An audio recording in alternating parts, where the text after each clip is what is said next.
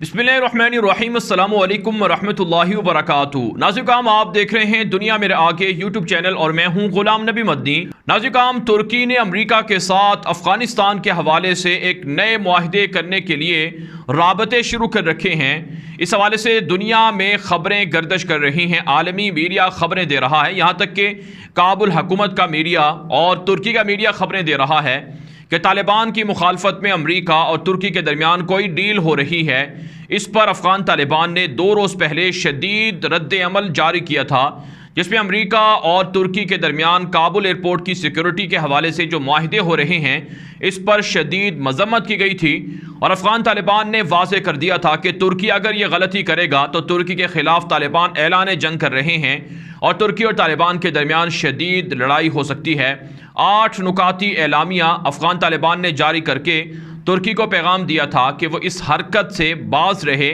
और ये मनहूस मुआहिदा ना करे। नाज़िकाम, ये मुआहिदा जो तुर्की और अमेरिका के दरमियान काबुल एयरपोर्ट की सिक्योरिटी के हवाले से है, अभी तक इस पर दस्तखत नहीं हुए हैं और इस पर बातचीत जारी है और ये मुआहिदा फ़ाइनल नहीं हुआ है। ये बयान पाकिस्तान के अंदर मौजूद है। जो तुर्की के सफ़ीर हैं, जिनका नाम एहसान मुस्तफ़ा है, उन्होंने एक प्रेस कॉन्फ्रेंस के अंदर दिया है। उनकी बात ये थी, उन्होंने ये बात कही है कि तुर्की और अमेरिका के दरमियान अफ़गानिस्तान के हवाले से मुशावरत हो रही है, राबते हो रहे हैं, मुलाकातें हो रही हैं, लेकिन अभी तक के किसी हतमी नतीजे पर तुर्की नहीं पहुंचा है कि काबुल के अंदर फ़ौजें रखेगा, काबुल एयरपोर्ट की सिक्योरिटी संभालेगा और तालिबान की मुखालफत में काबुल हुकूमत की मदद के लिए कोई ऐसा मुआहिदा हो जिससे तालिबान को इतराज़ हो। कोई ऐसा मुआहिदा तुर्की कर रहा है।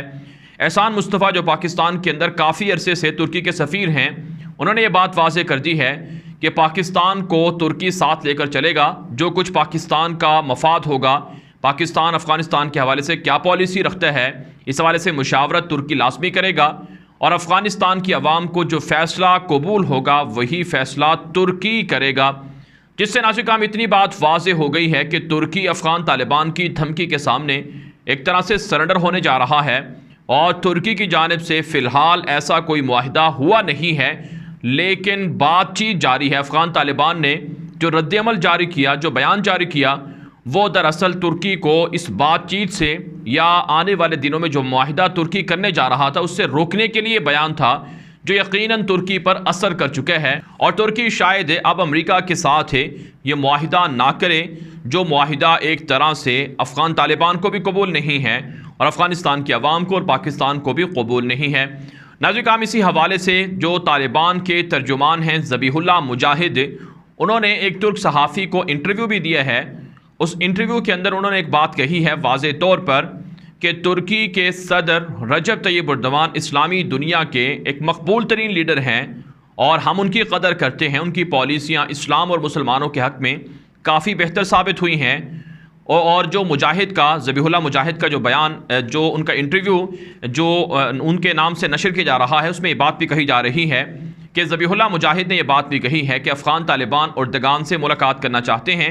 अफ़गान तालिबान चाहते हैं कि एर्दोगान को अपना मौक़िफ़ पेश करें और एर्दोगान को बताएं कि काबुल हुकूमत के साथ जो मुआहिदा है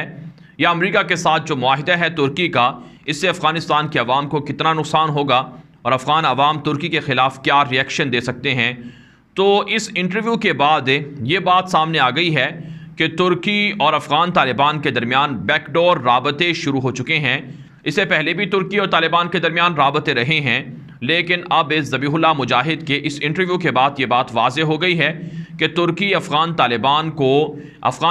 के साथ जो उन्होंने धमकी दी थी उसके बाद एक तरह से सरेंडर हुआ है और तुर्की अफ़गान तालिबान से राबते की कोशिश कर रहा है। नाज़िकाम, अच्छी बात तो ये है कि तुर्की अमेरिका की हिमायत ना करे और काबुल हुकूमत की हिमायत से दस्तबरदार हो जाए और जो मुआहिदा करने की कोशिश है, जिसमें एक तरह से काबुल एयरपोर्ट की सिक्योरिटी को संभालना, काबुल के अंदर गैर मुल्की सफ़ीरों को, सफारतकारों को और उनकी एम्बेसीज़ को, सफारत खानों को प्रोटेक्शन देना, जिसे तालिबान ने ऑक्यूपेशन करार दिया है कि यह कब्ज़ा होगा। जब तक अमेरिका और नेटो यहाँ से नहीं निकल जाते तब तक तुर्की को इस अमल से बाज रहना चाहिए। तो ये तुर्की की कोशिश थी, लेकिन अफ़गान तालिबान वाज़ेह कर चुके हैं कि तुर्की एक इस्लामी मुल्क है, हम तुर्की के साथ चलना चाहते हैं, लेकिन इसके लिए पहले तालिबान की इस्लामी हुकूमत से मुआहिदे तुर्की करें, उनकी हुकूमत को तस्लीम करें और जो अमेरिका है या काबुल है इसकी हुकूमत को ख़त्म होने दिया जाए, उसके बाद तुर्की अफ़गानिस्तान के अंदर रह भी सकता है,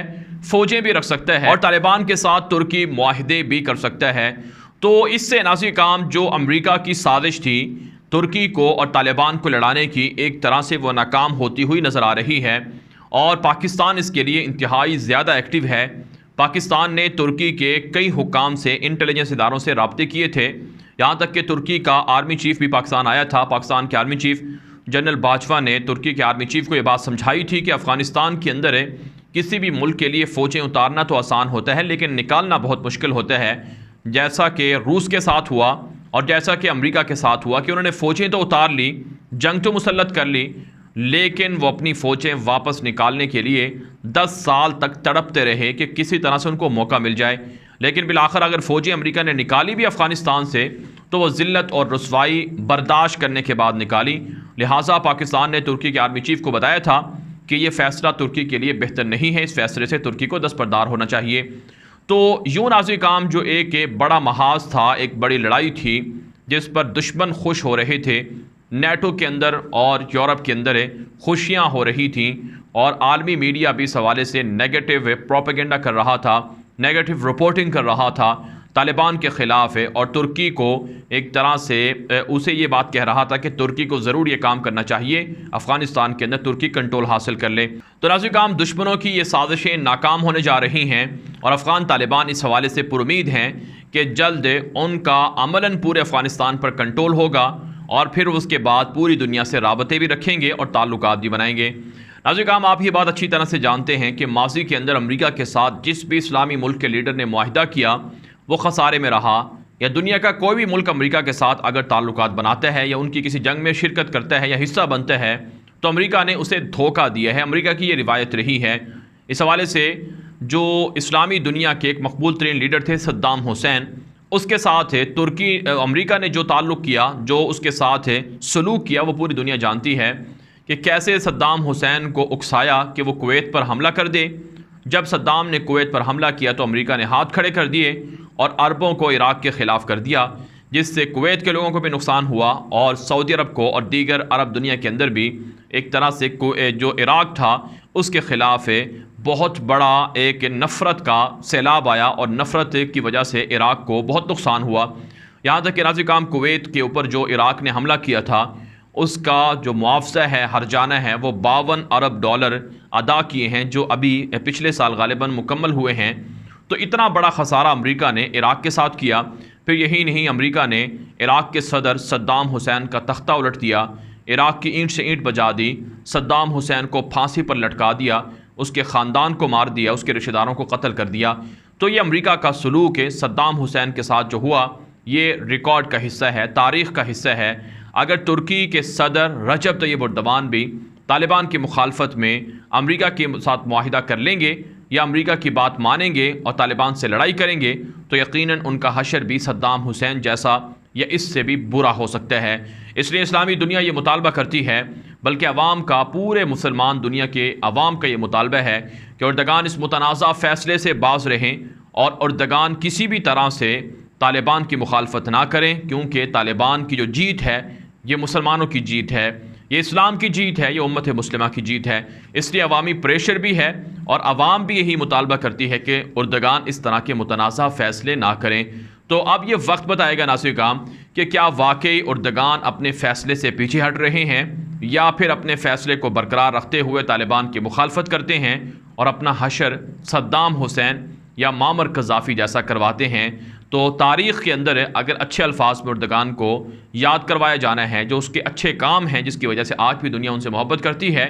तो अगर वो अच्छे कामों को ज़िंदा रखना चाहते हैं तो उन्हें यकीनन ये फ़ैसला नहीं करना होगा और तुर्की की आवाम को और तुर्की के सहाफ़ियों को और तुर्की के लोगों को ये फ़ैसला करना होगा कि एर्दोगान को समझाएं कि ज़ाती मफादात के लिए